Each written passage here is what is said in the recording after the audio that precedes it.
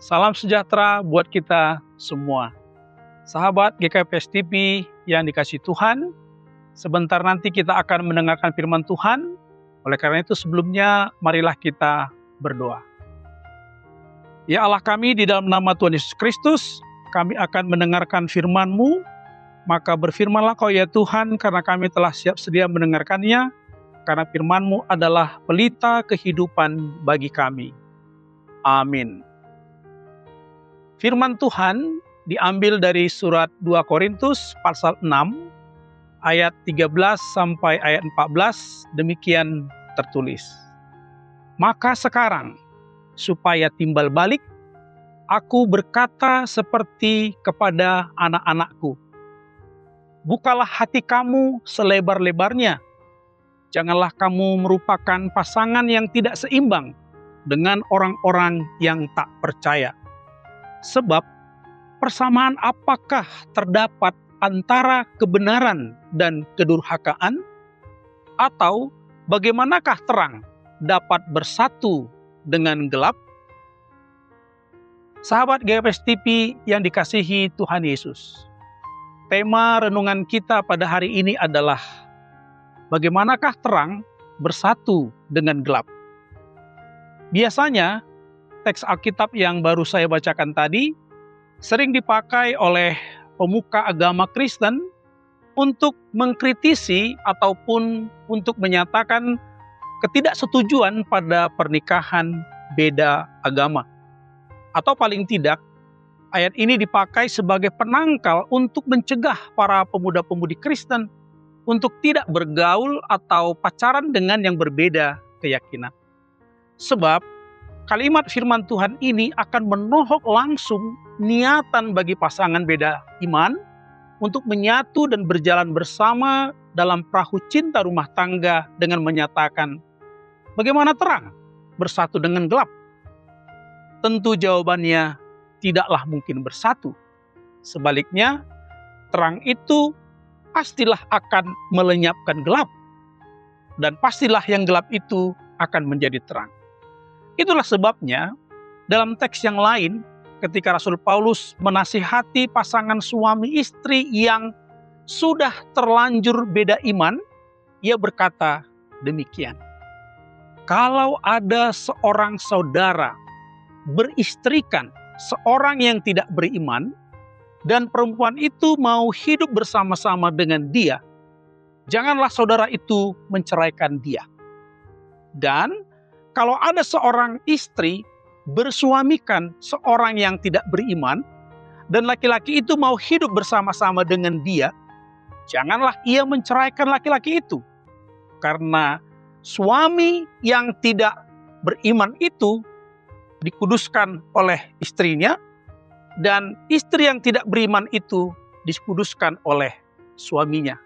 Andaikan tidak demikian, niscaya anak-anakmu adalah anak cemar. Artinya saudara-saudara, orang beriman, orang Kristen harus berfungsi menerangi pasangannya yang belum menerima atau belum membuka hati bagi Kristus. Supaya hati pasangannya itu akhirnya terbuka bagi Kristus, sehingga keluarga mereka akan menjadi keluarga Kristen yang murni, yang dikuduskan atau yang dikhususkan bagi Kristus. Dan anak-anak mereka pun menjadi anak-anak terang yang membuka hati bagi Kristus, bukan menjadi anak-anak cemar atau menjadi anak-anak kafir dalam artian yang tak beriman kepada Kristus. Saudara-saudara kekasih, namun tentunya seturut dengan teks bacaan tadi, konteks refleksi yang Rasul Paulus maksudkan tidaklah hanya tertuju bagi keluarga atau pasangan suami istri saja, melainkan secara umum dan terbuka juga harus berlaku dalam kehidupan berjemaat, khususnya dalam jemaat Korintus pada waktu itu. Paulus menganjurkan atau tepatnya meminta warga jemaat supaya membuka hati selebar-lebarnya untuk menerima pengajaran Kristus, yakni supaya hidup sebagai anak-anak terang, hidup dalam kebenaran, bukan hidup dalam kegelapan dan kedurhakaan. Sebagai orang-orang yang sudah percaya kepada Kristus, hiduplah dalam terang dan kebaikan.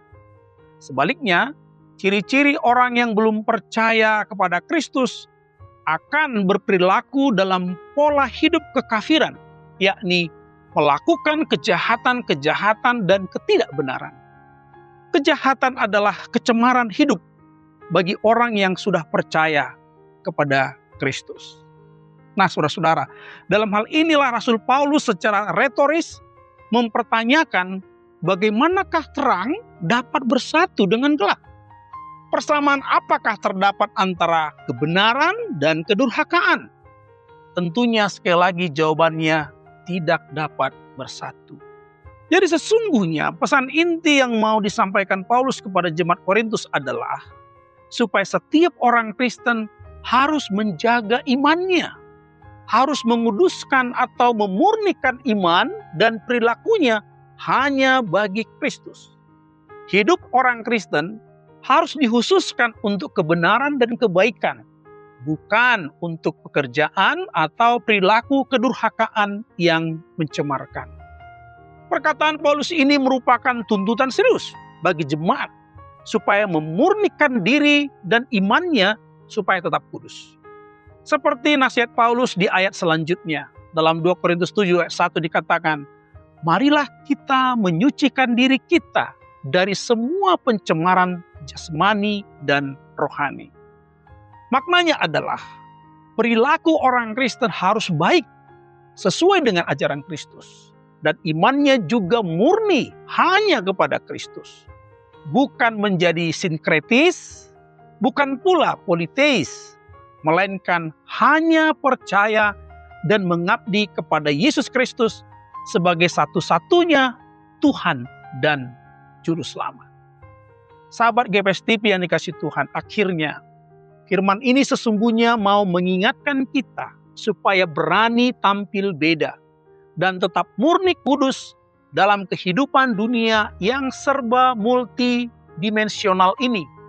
Dunia yang pluralistik ini bisa saja menarik-narik kita untuk menjadi serupa dengan dunia ini. Untuk menjadi gampang menerima semua keadaan dan keputusan supaya tetap berada di zona aman atau comfort zone. Meskipun harus mempertaruhkan bahkan menjual iman dan agamanya. Janganlah demikian saudara-saudaraku. Orang Kristen harus berani tegak lurus dengan imannya kepada Kristus. Jangan serupa dengan dunia ini. Iman kita harus fanatis kepada Yesus Kristus. Fanatik beriman, boleh. Fanatisme beragama, jangan. Toleransi beriman, jangan. Toleransi beragama, silakan. Dalam iman, tiada kompromi. Kalau ya, katakan ya. Kalau tidak, katakan tidak. Dalam kebenaran, tidak ada kompromi. Kalau benar, katakan benar. Kalau salah, katakan salah. Jangan ada standar ganda yang membuat iman kita menjadi kabur. Dan jangan pula ada keyakinan ganda yang membuat teologi hidup kita menjadi abu-abu alias tidak jelas. Sebaliknya, hiduplah dalam kekudusan dan kebenaran, seperti nasihat seorang pemazmur, Mazmur 1 ayat 1 mengatakan, berbahagialah orang yang tidak berjalan menurut nasihat orang fasik, yang tidak berdiri di jalan orang berdosa, dan yang tidak duduk dalam kumpulan pencemooh.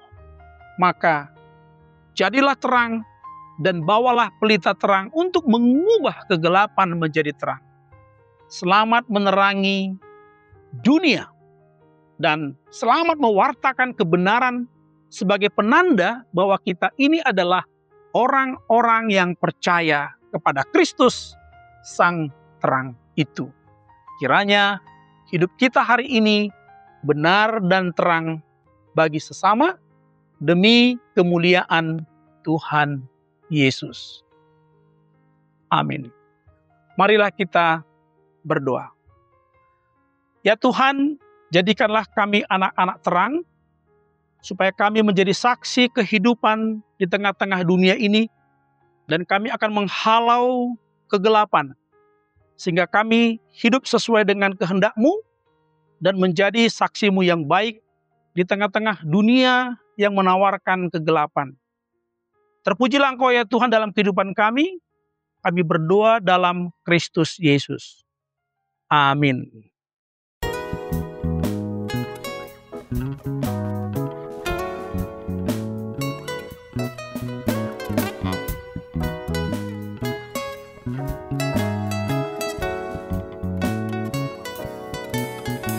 Satukanlah hati kami untuk memuji dan menyembah, oh Yesus, Tuhan dan Rajaku. Eratkanlah tali kasih di antara kami semua, oh Yesus, Tuhan dan Rajaku. Bergandengan tangan dalam satu kasih, bergandengan tangan dalam satu iman, saling mengasihi di antara kami, keluarga kerajaan Allah.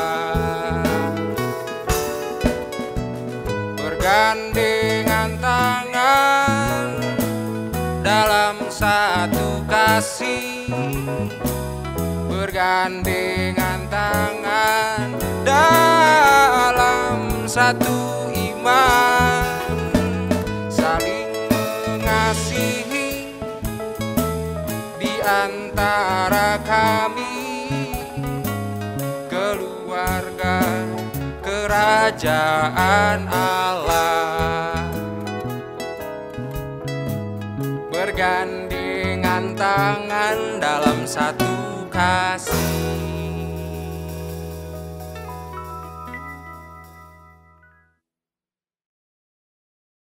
GKPS TV